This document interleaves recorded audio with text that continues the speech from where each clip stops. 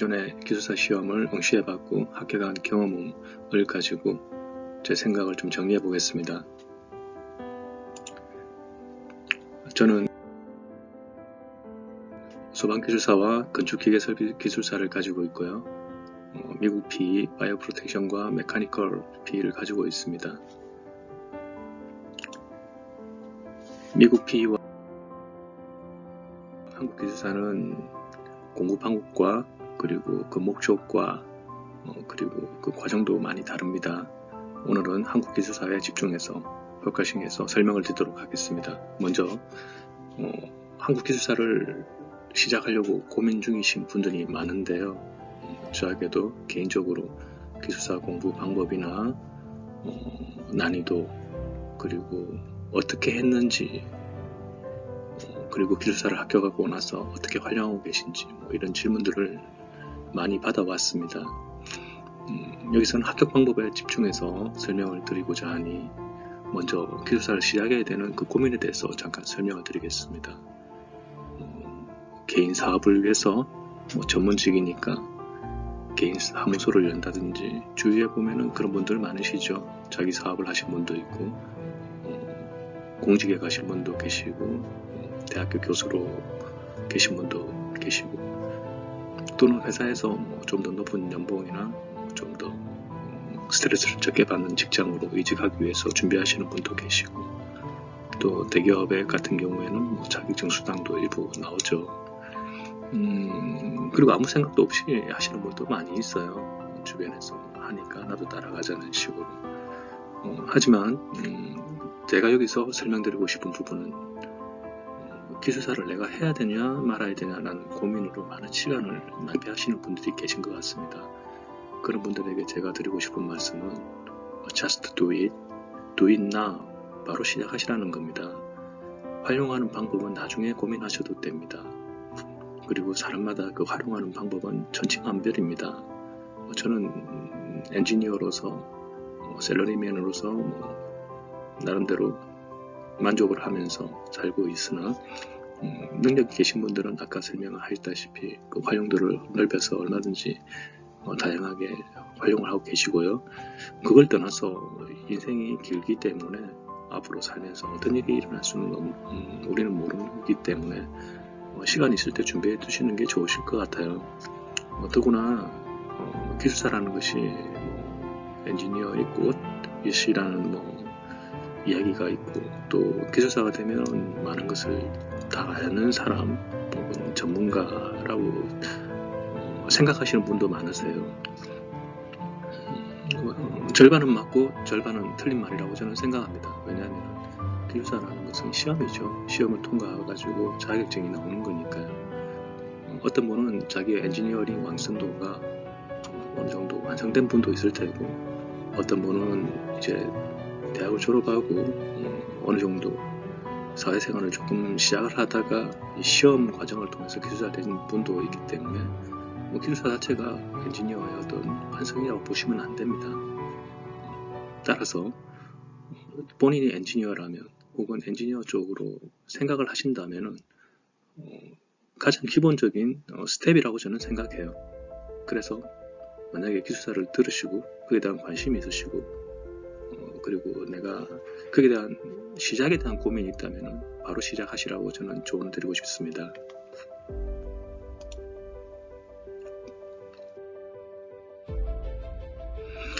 기술사 시험이 어렵지 않냐라고 고민을 많이 하시더라고요. 사실 쉬운 시험은 아닙니다. 혹자들은 1차 시험 준비 기간이 1년에서 3년 3시간 자면은 합격하고 4시간 하면 떨어진다. 회사 다니면서 공부나 하기 어렵기 때문에 직장을 그만두고 공부를 해야 된다. 머리가 좋아야 된다라는 그런 질문이나 그런 말씀을 많이 하시는데요. 저는 전혀 그렇게 생각하지 않습니다. 직장생활을 하다 보면 사실은 샐러리맨은 꿈을 먹고 산다고 하죠. 바쁘게 업무를 자기의 태스크를 하나씩 수행해가면서 그에 대한 보람을 느끼지만 그 자기의 어떤 성장에 대한 부분은 많은 내적인 고민과 또 미래에 대한 어떤 불안정한 상황에 대한 고민들이 지속적으로 되돌이표 형식으로 질문이 나올 수밖에 없는 것 같아요. 그래서 많은 분들이 시험을 통해서 자기의 돌파구를 만들려고는 하는데 정작 시험은 어려우니 이거를 시작을 할까 고민을 하시는 것 같아요. 앞서 설명하셨다시피 바로 시작하고 그리고 꾸준히 하시면 제가 알기로는 시작하신 분들은 대부분 합격할 수 있는 시험인 걸로 알고 있어요. 저도 직장을 계속 다니면서 시험을 준비했고 그리고 그 공부하는 과정이 저한테는 굉장히 보람과 즐거움을 주었다고 생각합니다.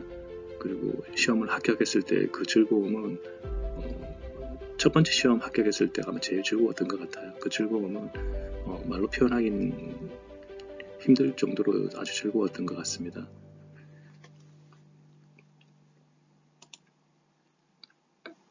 그래서 누구나 시작하면 끝을 볼 수 있는 시험이기 때문에 즐겁게 그리고 가볍게 일단 시작하십시오.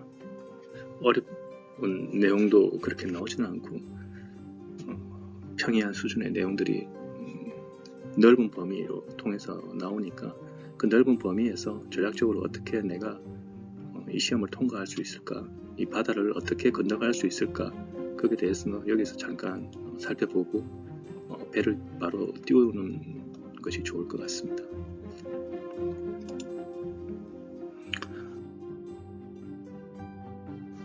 기술사 시험이 어떻게 구성되는지를 잠깐 보고 넘어가겠습니다. 그래야지 공부를 어떻게 해야 되는지 조금 감이 올 것 같아요.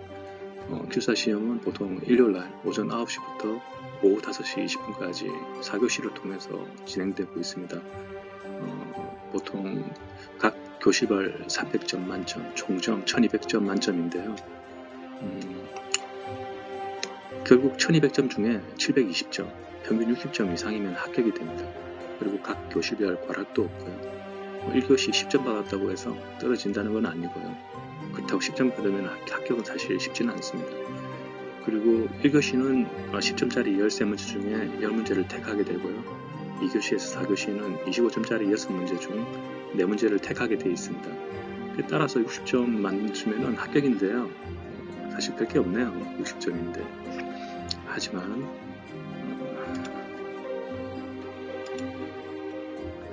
이 합격 60점이 사실은 쉽지 않은 점수입니다. 그 많은 분들이 피눈물을 흘리는 점수거든요. 저도 59.85점으로 떨어진 적이 있어서 정말 어떻게 해야 되나요? 그지만 결국은 저도 합격했고요. 여러분들은 앞에 여기서 중요한 전략적인 공부 학습 방법들을 조금 가지고 가실 거기 때문에 좀 더 용이하게 합격할 수 있지 않을까라고 생각합니다. 일단 합격 전략 부분을 보시면 아까 시험에 1교시가 13문제, 2에서 6문제, 3교시 6문제, 4교시 6문제죠. 10점짜리고 25점짜리예요. 이거는 A4지 한 장 정도로 작성해야 하고 이거는 2장에서 그렇죠. 한 장 반 정도 작성을 해야 됩니다. 여기에는 계산 문제도 있고요. 플러스 서술, 플러스 논술 문제로 구성됩니다. 그런데 대부분의 기술사 시험이 그 범위가 사실은 굉장히 넓습니다.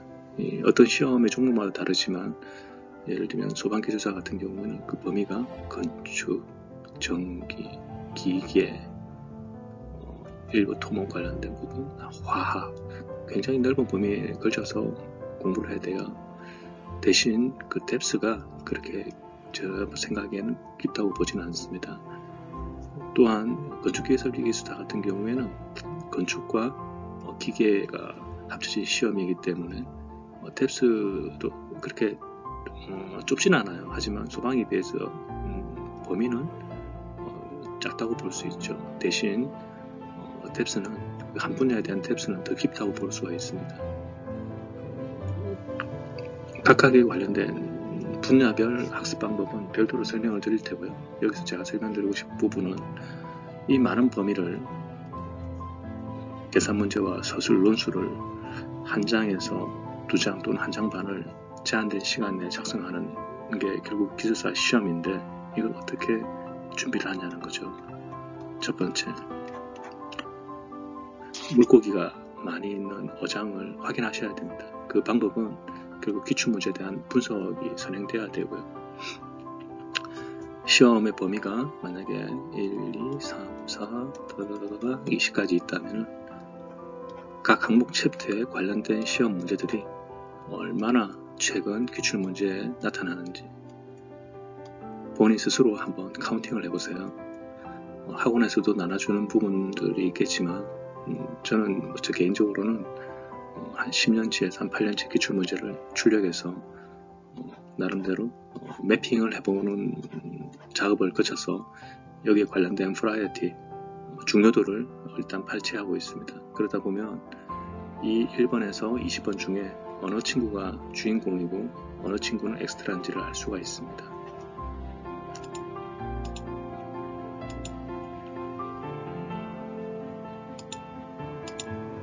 물고기들이 두 번째, 이론을 일단은 최소 2번은 반복을 학습을 하셔야 합니다. 첫 번째는 설렘과 즐거움으로 그냥 시간 때우면서 보내면 되나요? 그렇지 않습니다.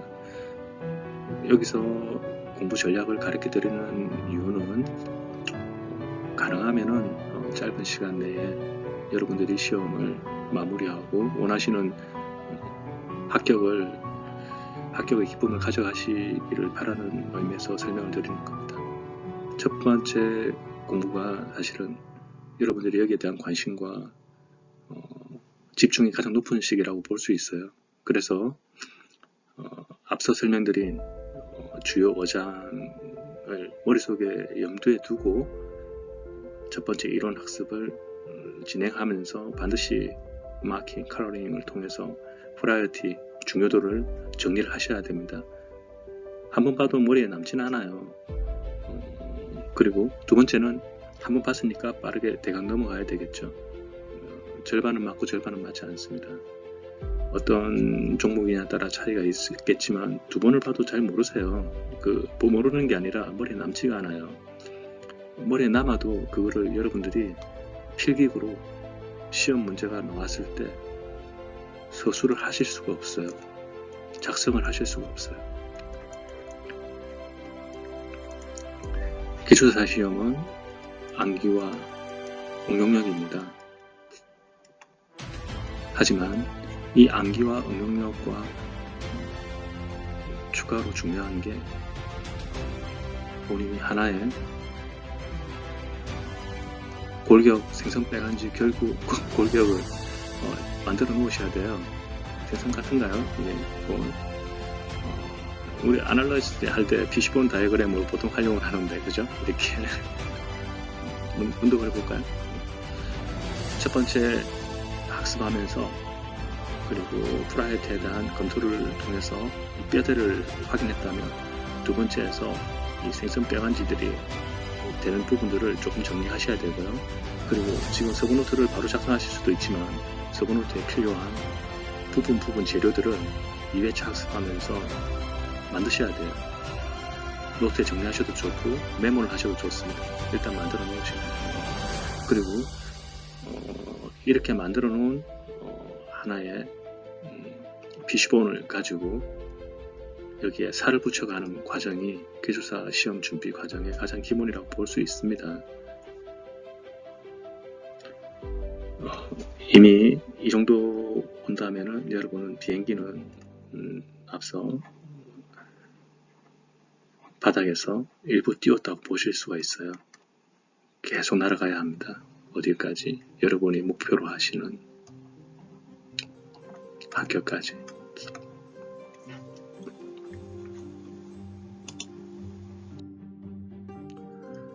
다음은 서브노트를 정리하셔야 합니다.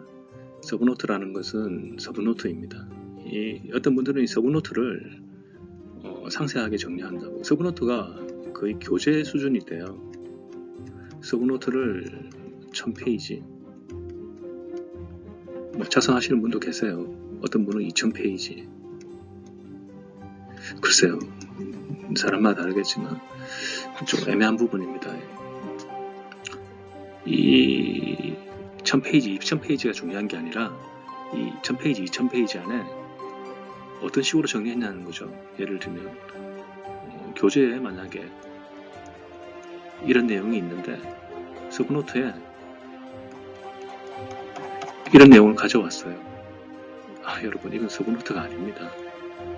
만약에 이런 내용이 있다면 여기서 반드시 좀 가져와야 될 부분은 여기에 대한 목차 그리고 주요 내용들을 발췌해서 서브노트 안에는 관련된 서브젝트 내용과 주요 내용들 이 정도가 이 한 장에 압축이 돼야 돼요. 그리고 한번 봤을 때 이 전체가 이 내용을 연상시킬 수 있는 연습을 계속 하셔야 되는 거죠. 그리고 이런 것들이 서브노트를 한번 만들어 놓고 끝이 내는 게 아니라 합격할 때까지 이제 업데이트를 하셔야 됩니다. 비행기가 출발을 하고 계속 가야 되는 과정에서 이 서브노트가 바로 1000페이지, 2000페이지 나올 수가 없거든요.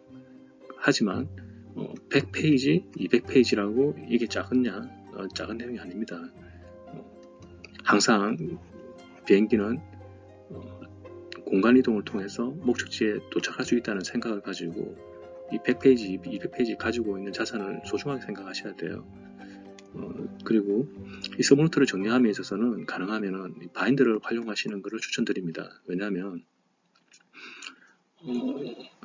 시험 범위가 1에서 20까지가 있다면 여러분 공부하실 때 분명히 처음에는 1에서 20으로 진행을 하겠지만 버라이티로 정리를 한다든지 시험을 응시한다든지 혹은 시사 문제를 발췌한다든지 혹은 잘 생각이 안 나는 내용들을 추가로 공부한다든지 할 때마다 필요한 내용들을 수시로 정리를 하게 될 텐데요. 이렇게 할 경우에 만약에 그냥 노트 형식으로 정리를 한다면은 1, 4, 7, 8, 21, 7 이런 식으로 내용이 중구난방 뒤죽박죽이 될 수밖에 없어요. 그래서 정리한 서브노트의 내용들은 바인드를 통해 가지고 유사한 내용끼리 그룹핑할 수 있게, 이 부분은 나중에 다시 한번 설명드리겠지만 굉장히 중요합니다. 슈퍼 사이어인으로 업그레이드 할 때 이 부분이 꼭 필요한 부분이에요. 그리고 또 한 가지 더, 이 암기노트와 서브노트는 다른 거예요. 물론 서브노트를 암기노트로 활용할 수도 있습니다. 시험을 몇 번 치고 반복하다 보면 이 서브노트의 내용들이 대부분 머릿속에 들어올 수 있어요.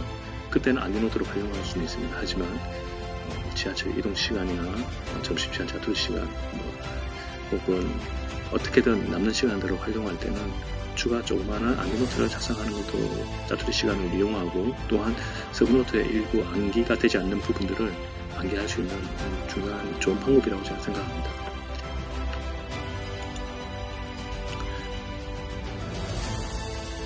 이제 나머지 서브노트까지 작성하고 그에 관련된 내용들을 좀 섭취했다면 실제 실전을 통해서 본인 레벨을 올리셔야 돼요.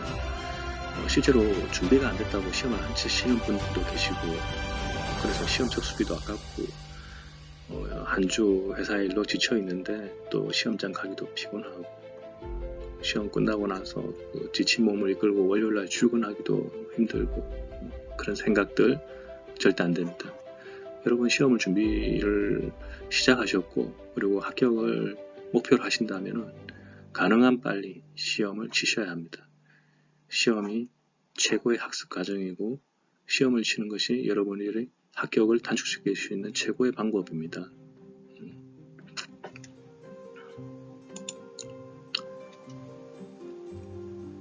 시험을 치면서 여러분들은 이만큼 이미 도달했어요. 근데 합격은 여기에요. 마지막 합격할 수 있는 방법은 결국 소프트 랜딩을 통해야 되는데, 아쉽게도 여기에 장음막이 있어요. 배리어가 있어요. 안개일 수도 있고 혹은 폭풍일 수도 있어요. 어떻게든 이 비행기가 이런 안개와 폭풍을 뚫고 에어포트 공항에 도착을 해야 되는데 어떻게 해야 할까요?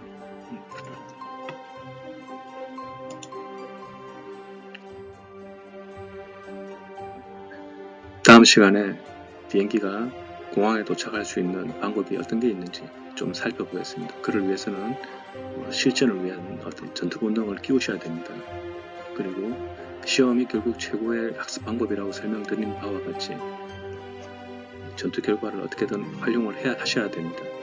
그리고 비행기에서 잠깐 설명을 드렸지만 우리는 이 고무줄 이론이라는 것을 좀 아셔야 돼요. 시험이 1년, 2년으로 3년으로 만약에 이어진다면은 나에 대한 정신적인 자세 그리고 시험에 대한 생각들 이런 것들을 조금은 정확하게 가지고 가셔야지 흔들림 없이 비행이 가능할 것 같습니다. 그리고 좀 더 실전적인 내용들 어떻게 문제를 선정하고 답안을 작성할 수 있는지 부분까지 다음 시간에 한번 터치해 드리도록 하겠습니다. 감사합니다.